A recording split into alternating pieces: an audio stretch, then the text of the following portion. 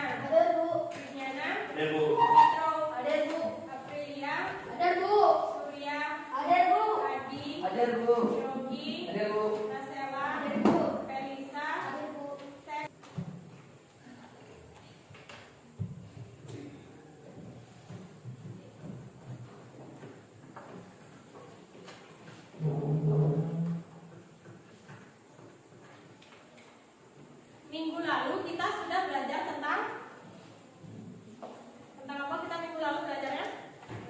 Tentang energi. Masih ingat materinya?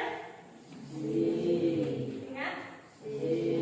Sebelum melanjutkan materi yang hari ini, kita akan review dulu tentang materi energi yang sudah kita pelajari. Untuk minggu lalu kita sudah belajar mengenai apa itu energi. Masih ingat apa itu energi? Ya, energi adalah kemampuan untuk melakukan kerja atau usaha. Energi itu adalah kemampuan untuk melakukan kerja atau usaha. Untuk pembelajaran kali ini, kalian diharapkan dapat mengetahui pemanfaatan sumber-sumber energi yang akan kita khususkan pada hari ini. Itu pemanfaatan sumber energi yang terbarukan. Walaupun banyak nanti sumber-sumber energi terbarukan, yang akan kita perdalam hari ini itu tentang sumber energi terbarukan di bidang air. Jadi sumber energinya itu tentang air. Air itu dimanfaatkan untuk apa sih bagi kehidupan kita sehari-hari? Kalian semua tahu air kan? Tahu manfaat air? Kalian sehari-hari menggunakan air? Pasti ya?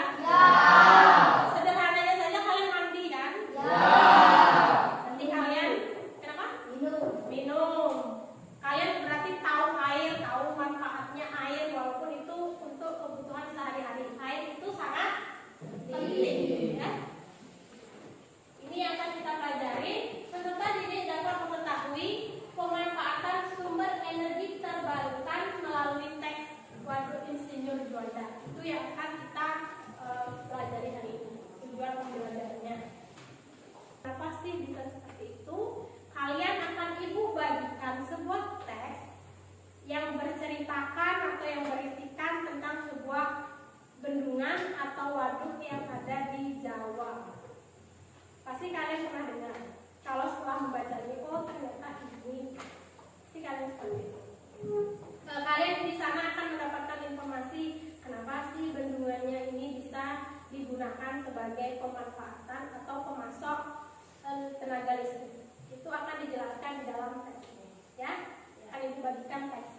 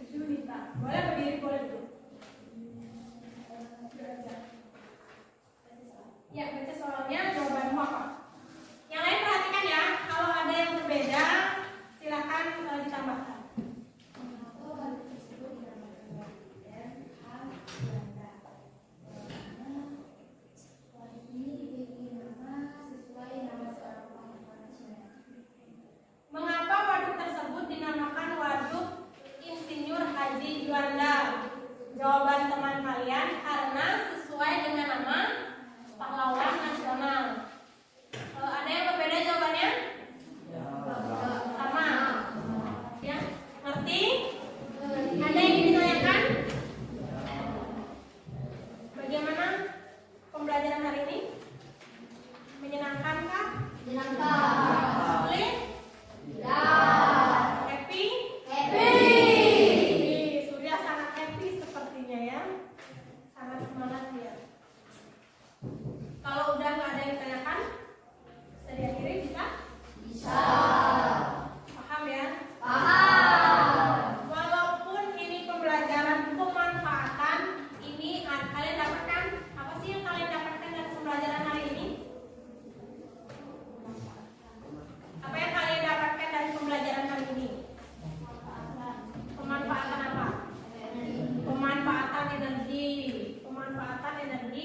harusnya diterbarukan. Sudah? Ngerti? Oke, kalau ngerti mari kita akan berdiri semuanya. Aturan pelaksanaan.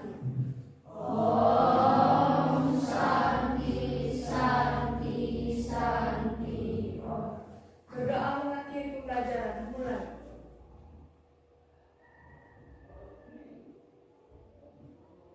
Berdoa selesai. Terima kasih. Om Swastiastu. Selamat pagi ibu-ibu. Pada kesempatan ini kita bertemu kembali di kegiatan pasca observasi ya. Dan kegiatan ini juga sudah dihadiri oleh Ibu Agung Mas selaku pengajar praktik yang hebat dari CGP Angkatan 11 Kabupaten Kelungkung. Bagaimana kabarnya Ibu? Baik ya. Apa? Bapak, saya sangat baik. Kemudian di samping saya juga ada Ibu Yulis sebagai rekan sejawat saya dan objek pengamatan. Bagaimana kabarnya Ibu? Sehat ya. Semoga kita juga dalam keadaan sehat semuanya. Baik, untuk itu sebelum saya lanjutkan kegiatan ini, saya mohon izin Ibu untuk melakukan kegiatan pasca observasi ini dengan Ibu Yuli. Baik Ibu Yuli, mari kita lakukan kegiatan coaching untuk pasca observasi ini. Nah, dalam kegiatan pasca observasi ini Ibu, nanti saya akan mengajukan beberapa pendapat dulu, kemudian lalu saya akan menyampaikan catatan atau hasil catatan yang saya lakukan pada saat observasi kemarin. Ya. Nah, mulai dari pertanyaan dulu, Ibu. Pertanyaan pertama itu mengenai bagaimana perasaan Ibu ketika melakukan proses pembelajaran kemarin. Perasaan saya setelah menyelesaikan proses Ya. pembelajaran kemarin itu, saya merasa senang dan tenang setelah selesai melakukan Prosesnya. Oke. Senang dan tenang. Kemudian ketika mengetahui ini dalam proses pembelajarannya ternyata ada supervisor di dalam kelas, bagaimana itu perasaannya? Perasaannya saat proses pembelajaran terus Ya. di dalam kelas juga diamati oleh supervisor itu, awal-awalnya saya Ya. merasa tegang, Tegang. grogi seperti itu. Tapi setelah lama-kelamaan proses pembelajarannya itu dilaksanakan, sudah lebih tenang, sudah ya. terbiasa gitu. Mudah-mudahan nanti kita di sekolah juga sering-sering melakukan kegiatan seperti ini, jadi terbiasa lah nanti untuk perbaikan kita di sekolah ini semuanya bisa berimbas ke ke siswa kita nanti, semakin pembelajaran semakin berfokus pada siswa. Baik, itu tadi masalah bagaimana proses pembelajaran perasaan kita. Kemudian menurut Ibu, proses pembelajaran kemarin itu bagaimana sih? Sesuai nggak dengan model pembelajaran yang Ibu terapkan? Sudah sesuai atau tidak? Proses pembelajaran yang sudah dilaksanakan itu sudah sesuai dengan rencana yang saya susun, sudah sesuai juga dengan model pembelajaran PBL yang akan saya pakai. Oh, ya. Proses yang kemarin itu kan menerapkan proses pembelajaran modelnya yaitu PBL ya, Ya, model problem based learning-nya. Kemudian untuk dari segi sintak-sintaknya sudah saya laksanakan sintak-sintaknya itu, di mana ada pendahuluan, Iya. pertama kan biasa mengucapkan salam, Iya. doa, absen. Setelah itu saya mengingatkan juga materi-materi yang berkaitan dengan pembelajaran di kelas hari itu, pembelajaran sebelumnya, biar siswa juga ingat, tidak lupa. Kebetulan juga pembelajaran sebelumnya kan berkaitan dengan pembelajaran hari itu ya. Kemudian baru di kegiatan intinya Ibu kemarin juga sudah apa namanya memberikan kasus Ya. ya terlebih dahulu ya. Di pembelajaran intinya saya juga sudah memberikan kasus berupa Ya. teks. Setelah mereka mengidentifikasi kasus itu, mereka menjawab beberapa pertanyaan. Setelah itu mereka membuat produk berupa infografis. Iya. Itu nah berkaitan dengan produk ya, kebetulan Ibu memberikan apa namanya menyampaikan produk kemarin juga pra observasinya kan Ibu menyampaikan menekankan pembelajaran berdiferensiasi di bagian produknya kan. Nah, bagaimana itu sudah berjalan lancar atau tidak menurut Ibu? Untuk berdiferensiasi produknya sudah berjalan lancar, di mana ada beberapa siswa yang menggunakan Canva dan yang lainnya menggunakan secara manual di gambar.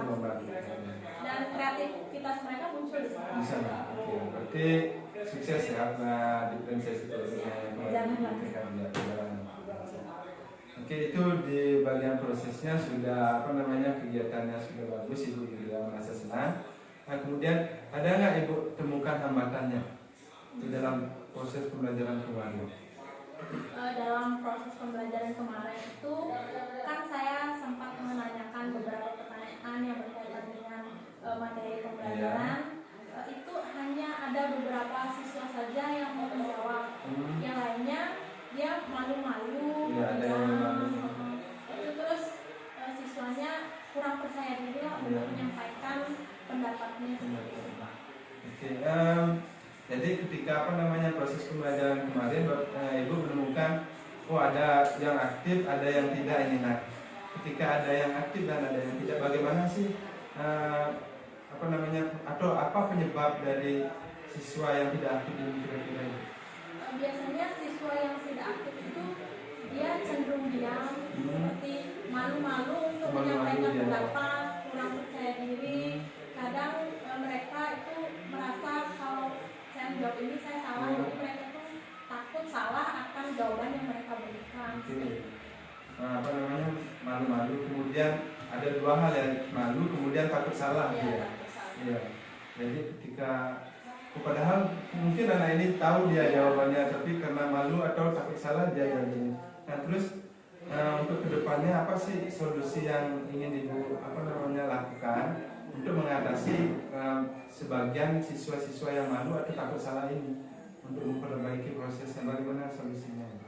Mungkin saya akan rencanakan melakukan perbaikan itu menghadapi siswa yang malu-malu, yang kurang percaya diri itu dengan melakukan mungkin pertama-tama melakukan pendekatan individu. Pendekatan individu saya memberikan kenapa sih mencari penyebab, kenapa kamu atau siswanya itu malu-malu, kenapa, apakah benar dia itu memahami, apakah hanya dia takut salah atau emang mereka tidak mengerti apa yang saya tanyakan, seperti itu. Nanti kalau mungkin sudah menemukan jawaban dari siswanya, mungkin saya akan ajak mereka untuk berdiskusi secara kelompok kecil dulu, biar dia terbiasa menyampaikan pendapatnya dengan kelompok. Setelah itu, setelah sudah terbiasa dengan kelompok kecilnya, baru dicoba lagi untuk secara umumnya apakah ada perubahan, apakah mau dia menyampaikan pendapatnya atau masih sama. Oke, ada artinya rencananya ada dua. Pertama, pendekatan secara individu dulu Ibu lakukan, kemudian ketika sudah melakukan pendekatan individu pada siswa-siswa ini, baru menyuruh mereka lakukan diskusi nih di apa namanya bersama teman ini, karena teman mungkin dia tidak canggung kan lakukan atau mengajukan pendapatnya. Oke, itu sangat bagus Ibu Yuli, mudah-mudahan itu bisa diterapkan. Kemudian, kapan ini diterapkan apa namanya solusinya ini?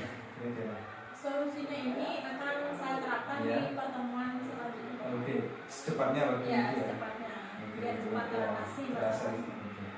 Mudah-mudahan bisa teratasi anak-anak yang malu kemudian takut salah ini menjadi nanti aktif semuanya di dalam kelas. Baik, mungkin hanya itu yang saya bisa tanyakan, ajukan pertanyaan ke Ibu Yuli. Kemudian saya ingin menyampaikan beberapa catatan yang sudah saya lakukan saat observasi ya. Dalam atau ketika saya melakukan observasi Adapun beberapa catatan yang saya buat, yang pertama itu untuk proses pembelajaran. Nah, menurut saya sudah sesuai dengan sintak yang Ibu Yuli buat kemarin RPP-nya. Yang catat juga, oh ini udah ada problem yang diberikan, kemudian mengajukan pertanyaan, kemudian menyuruh siswa mencari solusinya, apa sih, kemudian cari, dan terakhir membuat produknya. Oke, itu sudah bagus. Kemudian untuk strategi pembelajaran karena ditekankan untuk produknya, nah itu kemarin sudah saya lihat memang benar yang tadi Ibu Yuli juga sampaikan.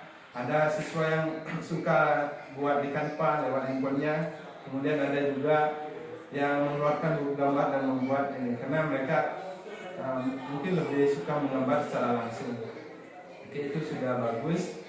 Dan yang ketiga, siswa juga saya lihat sangat aktif, yang beberapa hal anak-anak itu sudah sangat aktif. Kemudian seperti yang Ibu Yuli juga tadi sampaikan, ada beberapa anak yang memang sangat sulit untuk menyampaikan pendapatnya. Mungkin ada kendala dari diri mereka, itu sudah Ibu Yuli temukan, dan rencana dan tanggung jawab Ibu untuk memperbaiki itu sudah Ibu siapkan ya rencananya. Oke, itu mungkin catatan yang yang bisa saya sampaikan Ibu Yuli. Nah, untuk kegiatan ini bisa kita cukupkan dulu untuk observasinya.